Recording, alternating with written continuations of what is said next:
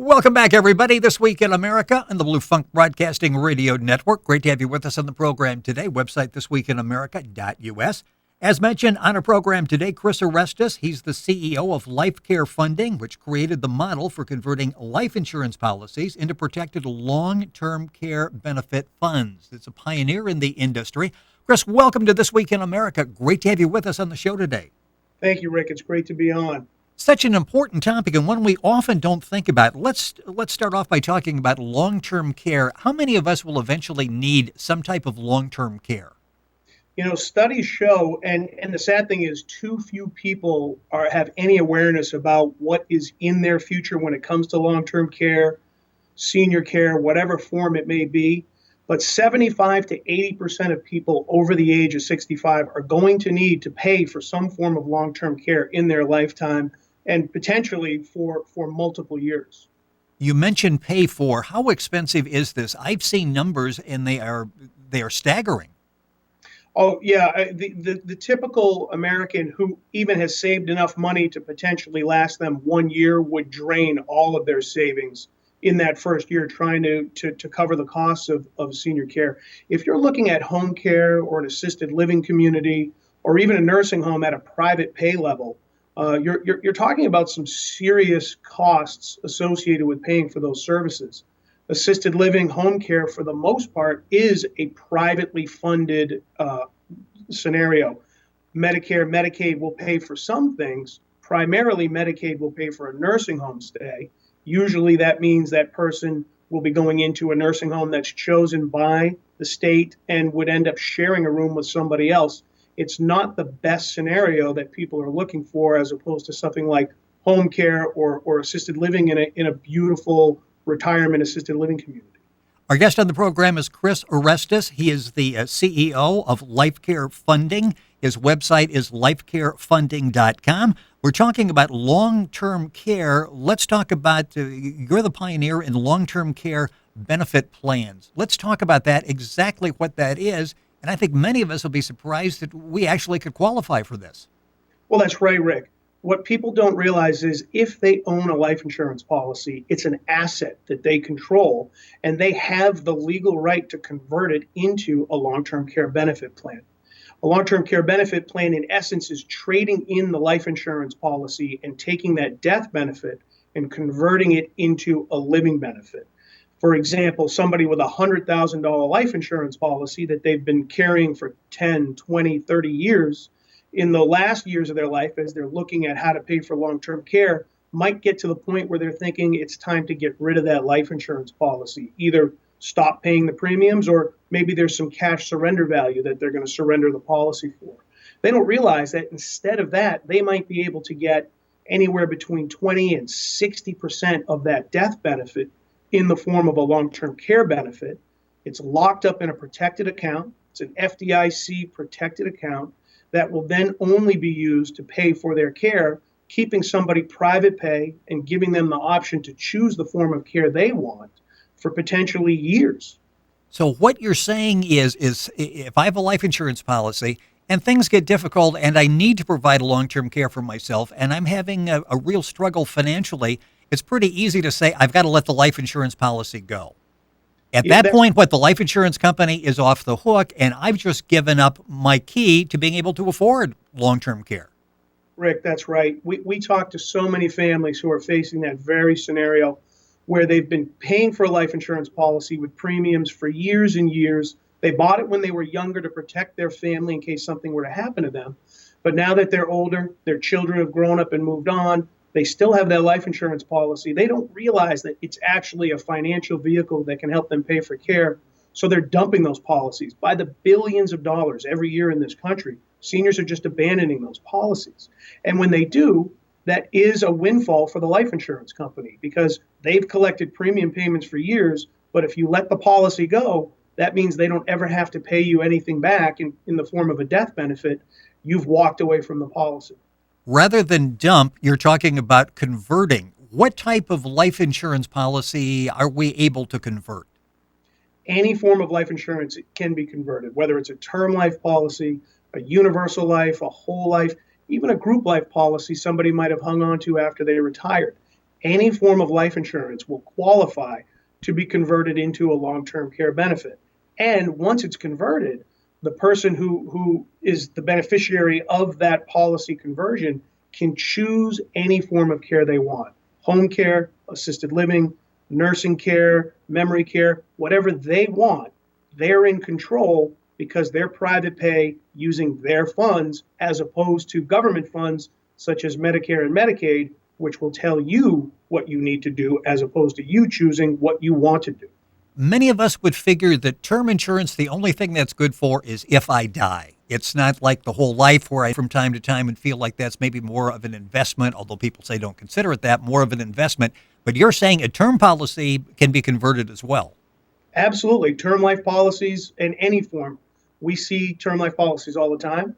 Families that have had them for years and they're getting ready to get rid of them.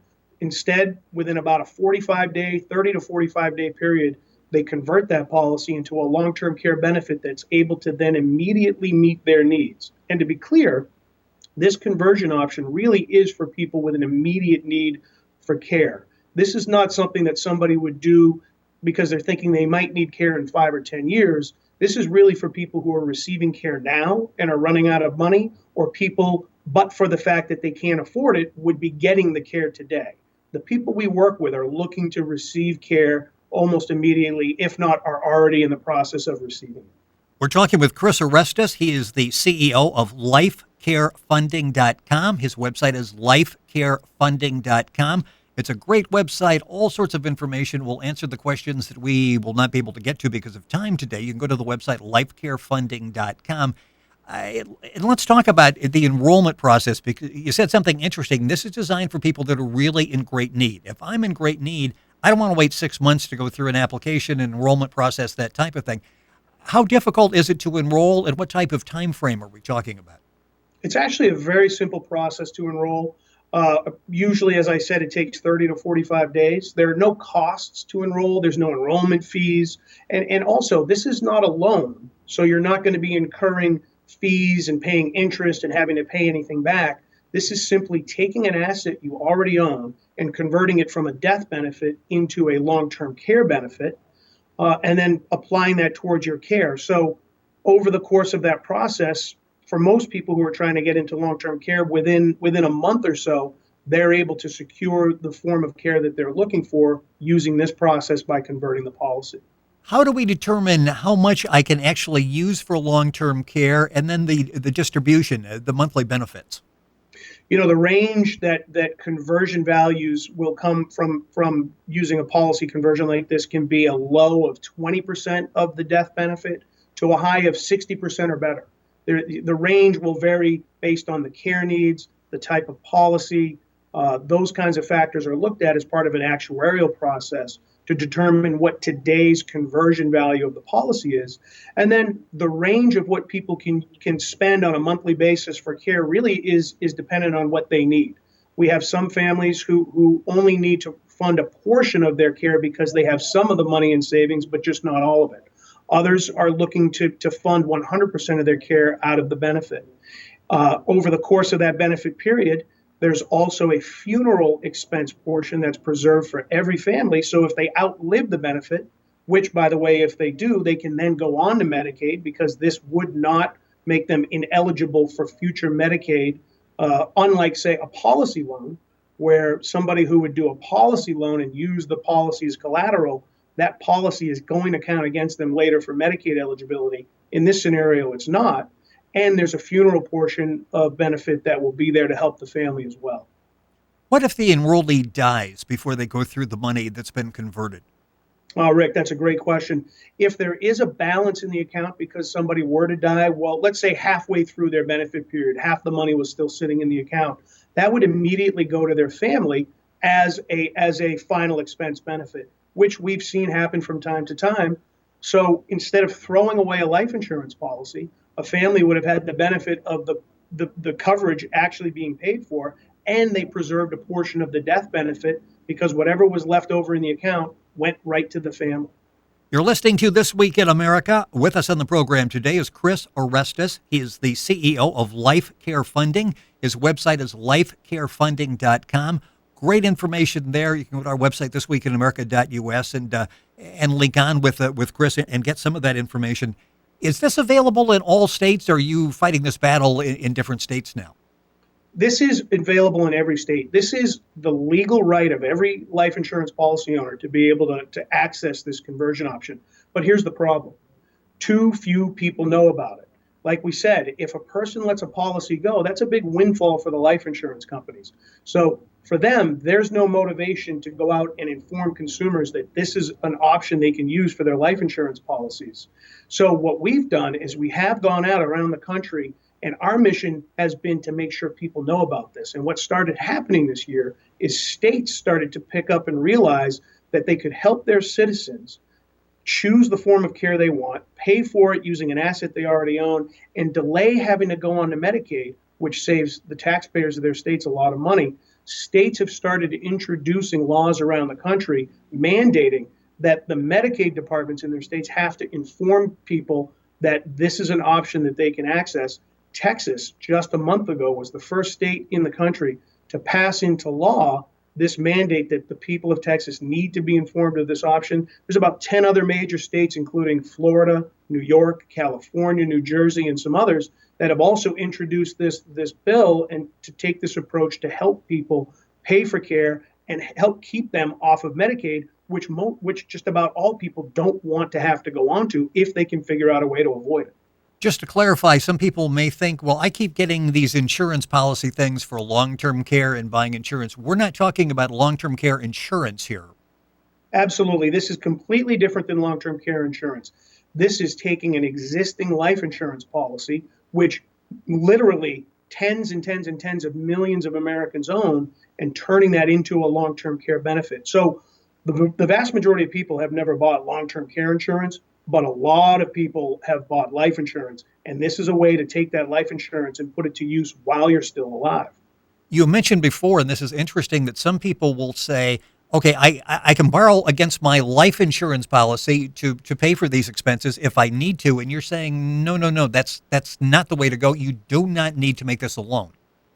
Yeah, you can avoid having to do a loan, and you can avoid it becoming a future problem for you when it comes to Medicaid eligibility if that becomes something that's necessary over the course of a senior's time in long-term care, which for many seniors that will become a reality at some point. They will have to look to Medicaid to pick up for some period while they're in long-term care.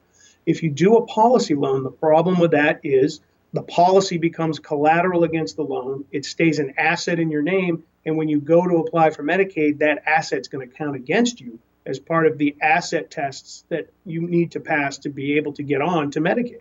Among the testimonials, one, and I don't fully understand this, but you're talking about it there, they use the policy to help with the Medicaid spend down. So this is something that you can actually work with people so they're not impacted. So when it comes time and they need Medicaid, they will qualify for it. That's right. And that happens with families that we work with all the time. They'll use this program for months, if not years, but when their benefit comes to an end, they're able to make a seamless transition over to Medicaid because this is a Medicaid compliant program. It's interesting in looking at the testimonials as well, and this has to be a great benefit when you're doing this job and you're seeing success stories where families, literally their lives are changed. A family member, I believe an Alzheimer patient, in a facility they're paying for, they really didn't care for the facility.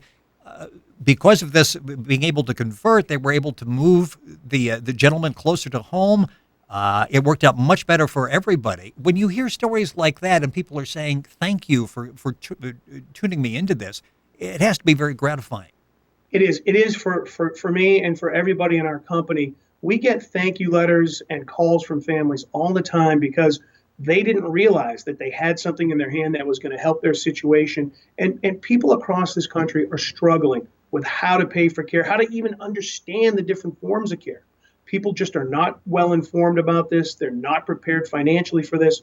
So when we are able to find a family that has a policy and oftentimes are just about getting ready to abandon that policy, and they learn that it's actually something that can be turned into a way to pay for care, take care of themselves or a loved one, and turn their situation around, it really is very gratifying for us, and we love to hear from families. We hear from them all the time. We post their stories on our website. In fact, we've got more and more who are starting to submit stories to us recorded. We're going to be putting those on our website so people can actually hear firsthand from those families and how something like this made a difference in their lives. It really is, at the end of the day, if you can help people, then you know you're doing a good job in terms of what your company's mission is out there in this country. The website is very simple, lifecarefunding.com. Chris Orestis has been our guest on the program. He's the CEO of the company. The company's been around since 2007. Mentioned that Chris is a former life insurance lobbyist and senior health care advocate. Former life insurance lobbyists, they still invite you to industry functions, or are you sort of like, I wish Chris would just go away? I have to say that when it comes to the life insurance industry, I may not be their most popular person, but I'm not concerned about the insurance industry. What I am concerned about is seniors. And what we're doing is fighting for senior rights and advocating for the best way to get seniors the care they deserve. That's who we're concerned about, and that's who we focus on. Just about 30 seconds left. So basically what you're saying is something that many of us have, and we may be thinking about giving up so that we can get long-term care in terms of Medicaid. Actually, that's our key to paying for this. We have it right there, and most of us don't even know it. Millions of seniors are holding the solution in their hands if they own a life insurance policy. They just don't know it. And what we're out there trying to tell everybody is, if you have a life insurance policy, don't lapse it, don't surrender it. Look first into this option. Look first into turning it into a long-term care benefit that can put you in control, making decisions about the form of care you want, whether it's in your home, at an assisted living community. Take control, maintain dignity in your life. You deserve it. It's your asset. You own it. It's your right. Don't throw that policy away. And you can find out more information in the privacy of your home. Very quiet. You just go to lifecarefunding.com, get all the information. Of course, when you need to, you can talk to Chris or a representative there. It's Life Care Funding. The website is lifecarefunding.com. Chris Orestis has been our guest on the program. Chris, we'll check back from time to time, and good luck. I know that you've been talking to a number of state legislatures and trying to get the word out across the country. Best of luck with that, and we look forward to having you back on the program. Rick, thank you. I look forward to coming back. Again, the website, lifecarefunding.com. Of course, you can go to our website, thisweekinamerica.us, and link up and get all the information. You're listening to This Week in America and the Blue Funk Broadcasting Radio Network.